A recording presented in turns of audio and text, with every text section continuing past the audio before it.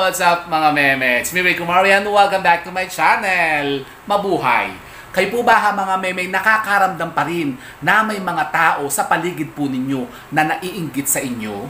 Nako, at kayo po baga mga meme, pakiramdam nyo kayo lagi na lamang kinokontra o yung palagi na lamang pinadadalhan ng mga masamang panalangin, maldisyon o sumpa na maaring ito po mga meme umi-epekto sa inyo? Pues, kung ganyan po ang masitwasyon nyo po mga meme, eto. Ngayon po mga meme, meron lang po tayo i-share sa inyo at i-flex sa isang napaka-powerful na pangontrang ritual mga meme. Parang mas sinasabing mga inggiterang yan na nasa paligid po ninyo na baka kayo nga po mga meme, minamaldisyon na, makontra natin mga meme. Opo mga meme. Kaya kung gusto nyo pong malaman kung paano po natin gagawin ito mga meme, ay panoorin nyo lamang po ang video kong ito. Siya, go mga meme.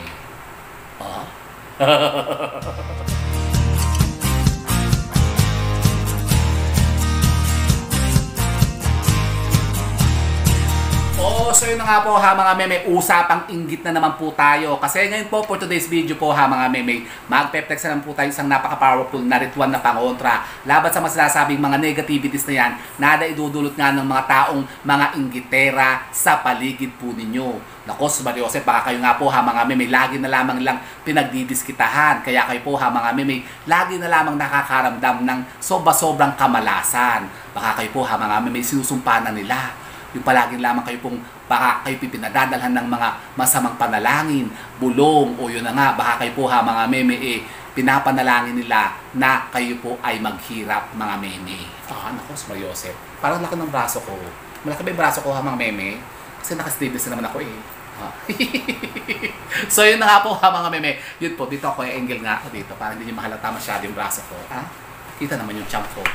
Yan yun ako yung napansin mga meme. Kasi yun na nga po mga meme. Ngayon nga po ay mag-share tayo ng isang napaka-simple pero napaka-powerful naman pong ritual na pangontra laban sa kanila mga meme. At ako po'y magbibigay sa inyo ng isang napaka-inam at napaka-bisang orasyon mga meme na magagamit po ninyo nga laban sa kanila mga meme. Kung halimbawa kayo po mga meme patuloy pa rin na nakakaranas ng yun na nga inggit mga meme ng ibang tao. Halimbawa kayo po mga meme may mga negosyo dyan. Tapos malakas naman dati. Bakit ganun? Bigla-bigla na lang po mga meme. Kayo po'y biglang nanghina. Tumumalang benta po ninyo. At parang kayo po malapit ng mabankrupt baga. Nako mga meme. Baka kayo po ay yun na nga kinaiinggitan dyan ng mga tao. At kayo po mga meme kinokontra nila. Nako, alam niyo po ba mga meme na sa simple lamang pong pagdura sa harapan po ninyo, yun po mga meme, isa pong form po ng sumpa. At kayo po mga meme, maring kapitan po ng mga sinasabing mga kamalasan na yan. Baka kayo po mga meme, binubulungan na sa pamagitan po ng pagdura sa harapan po ninyo. Meron bang ganun? Opo mga meme, meron ganun. Halimbawa kayo po mga meme, may mga tindahan. Tapos merong mga inggiterang hamiterang palaka dyan, na mga marites. Tapos inaiinggit sa inyo ganyan. Yan, kapag sila po mga meme dumaan, pansinin nyo yan mga meme. Kapag sila mga meme dumura sa harapan po ng mga tindahan po ninyo, nako, tsak na tsak po mga meme, 100%. Yan po mga meme nananalangin ng masama at yan ay ibinibigay sa inyo. Kayo po mga meme inuusog niyan para kayo po mga meme malasin sa maghapon o sa buong araw mga meme. Para kayo po mga meme walang benta. Nako, ganun pala yun. Opo mga meme. Kaya yan po mga meme, kokontrahin natin. Alam niyo po ba mga meme na meron man po tayong magagawang mga pamaraan para yan po mga meme ating maiwasan. Kokontrahin natin sila mga meme. Kasi alam niyo po ba mga meme na meron tayong magagawang mga ritual na pangontra laban sa kanila. Sa mga sinasabing mga ganyan, mga sumpang ganyan o humhum o maldisyon na maaari nga pong ibinibigay sa inyo mga meme. Paano yan? Ganito po. Kayo po mga meme maghanda lamang po ng mga sangkap na babanggitin ko. Kasi dito po sa ating particular na ritual na orasyon na ito mga meme, maghahanda lang po tayo nito. Kayo po mga meme, maghahanda lang po ng mga sangkap na babanggitin ko. Tayo po mga meme, mangangailangan po dito ng isang pirasong sibuyas mga meme. Sibuyas, oo po mga meme, kasi alam niyo po ba mga meme na ang mga sibuyas ang kumukontra sa mga negatibong enerhiya na dulot po ng inggit. Talaga? Opo mga meme. Pagkatapos po mga meme, kayo po maghahanda rin po ng isang pirasong pako. Pako po mga meme, kailangan po ay matulis at tuwid mga meme. Yan, at tayo po'y maghahanda rin po ng kapirasong taling itim at isang pirasong puting papel ha mga meme. So ito po yun. So anong gagawin natin dito? Yun na nga. Halimbawa nga kayo po ha mga meme, may mga sutpetsa. Bawa kayo po may mga parang pakiramdam nyo kayo na nga po kinokontra o kayo baka sinusumpangan ng mga taong yan. Alamin nyo po ha mga meme kung anong pangalan nila. Baka nga po ha mga meme, mga mismong kaibigan nyo ang kumukontra sa inyo dahil naiingit nga po sa inyo ha mga meme. So ganito po ang gagawin po ninyo. Kunin nyo po yung pangalan nila, tapos mas maganda po kung alam nyo rin po yung birthday nila ha mga meme. Susulat nyo po yun sa kapirasong papel ha mga meme, yung pangalan at birthday. Pagkatapos po ha mga meme, tayo po may isusulat lamang pong orasyon dito ha mga meme. Diyan po ay susulat ko dyan yung ating orasyon na Latin ha mga meme. Susulat nyo po yan kasama po nung pangalan at birthday. Sa isang kapirasong papel po ha mga meme, nakatulad po ito. Diyan, sulat nyo po halimbawa ang pangalan niya ay Juanita Magdangal. Juanita Magdangal, kasi ito talaga ano to eh, yung gitara talaga to eh. Oh. Tapos sulat nyo yung birthday niya, October 3, 1972. O, tapos isulat nyo yan ha mga meme, yang orasyon na yan. Ex veriri continuum karma.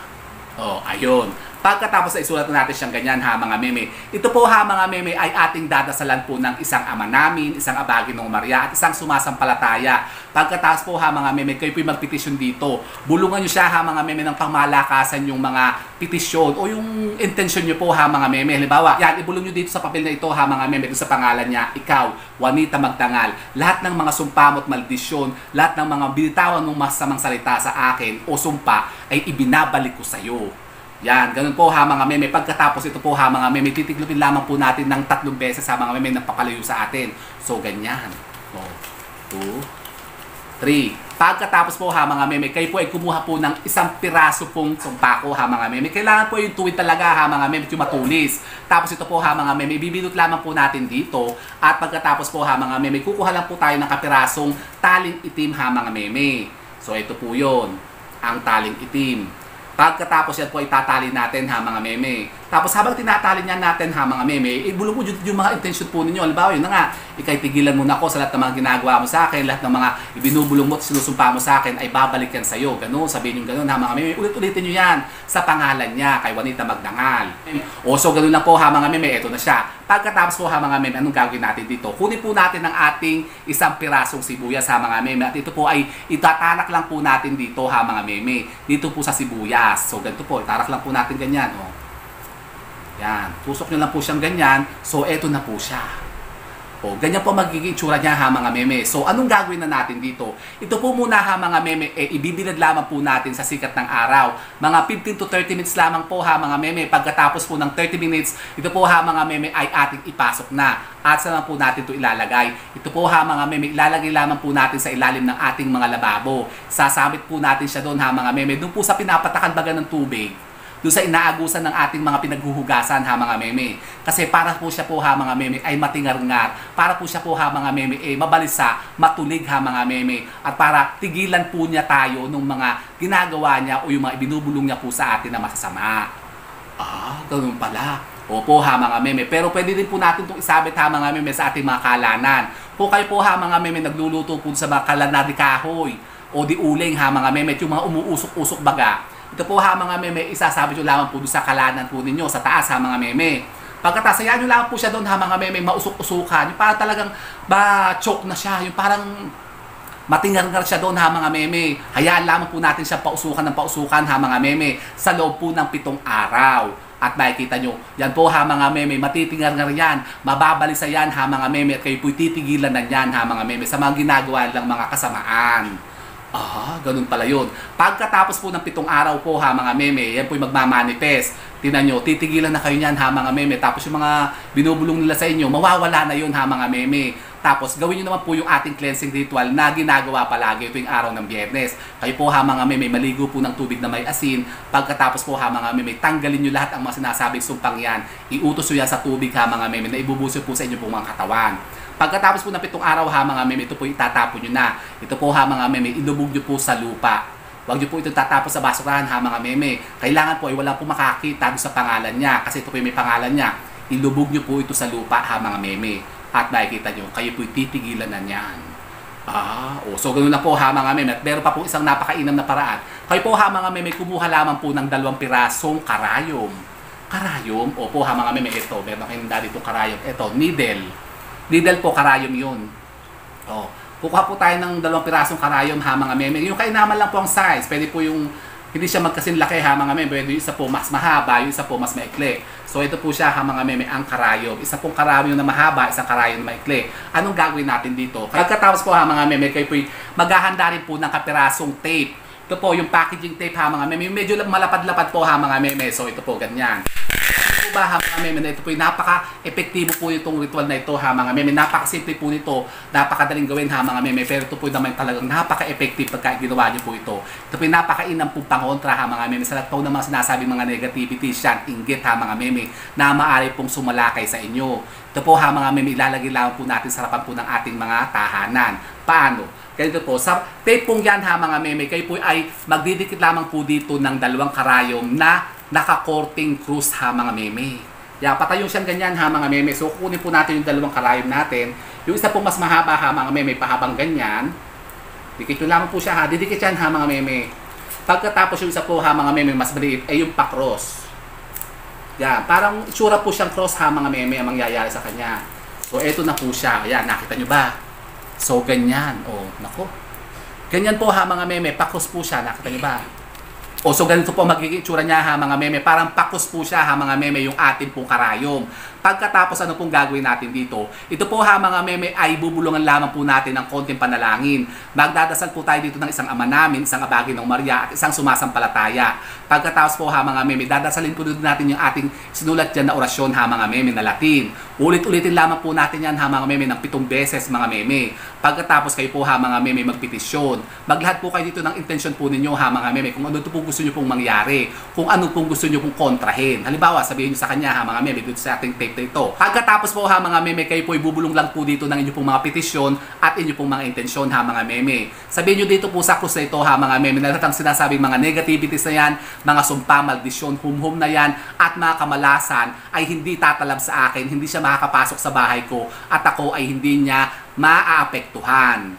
Ganun po ha mga meme. Kung bagay ko kontrahin niya yan ha mga meme. Pagkatapos po ha mga meme, ito po ididikit lamang po natin sa ating mga main door ha mga meme. Sa labas po ha mga meme, ito po ididikit lamang po natin sa ating mga main door ha mga meme. Sa medyo taas po ha mga meme, mas mataas po sa ulo po ninyo. At hayaan lamang po natin siya doon ha mga meme. Kung meron lang po kayo mga bintanang salamin, pwede nyo po ito dikit ha mga meme. Basta't mas mataas po lagi po sa ulo po ninyo.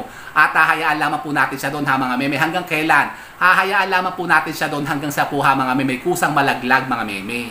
Malalaglag po yan ha mga meme kasi parang mawawala na yung dikit yan. Ibig sabihin po ha mga meme ay punong-puno na siya ha mga meme ng mga negativities na nakontra niya. Kumbaga nahigop niya ha mga meme yung mas sinasabing mga kamalasan, humhum o sumpa na maaari nga pong tumama sa inyo o pumasok sa bahay po ninyo. Kaya siya po ha mga meme nalaglag na. Hayaan nyo lang po siyang malaglag ha mga meme sa simento o sa sahig nyo ha mga meme. Pagkatapos kunin nyo na siya pag nalaglag na po siya. Ibig sabihin po punong-puno na siya, saturated na po siya ng mga sinasabing mga negativities na yan. At yan po ha mga meme, kusang malalaglag na. At anong gagawin natin dito? Ito po ha mga meme, ibabaon lamang po natin sa lupa. Ganon.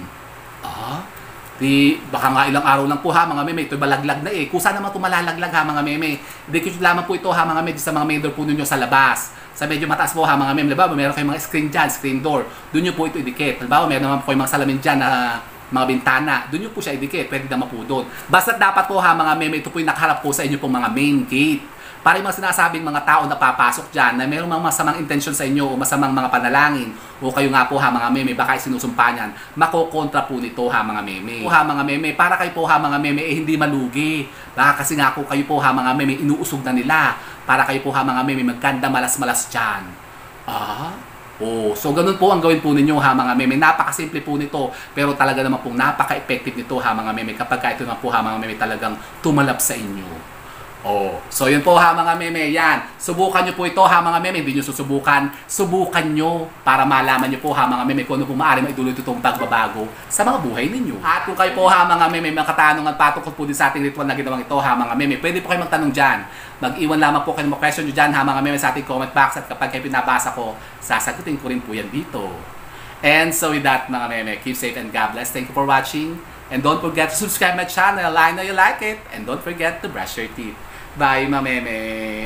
Kontahin natin yung mga yan ha mga meme. Yung mga inggiterang yan.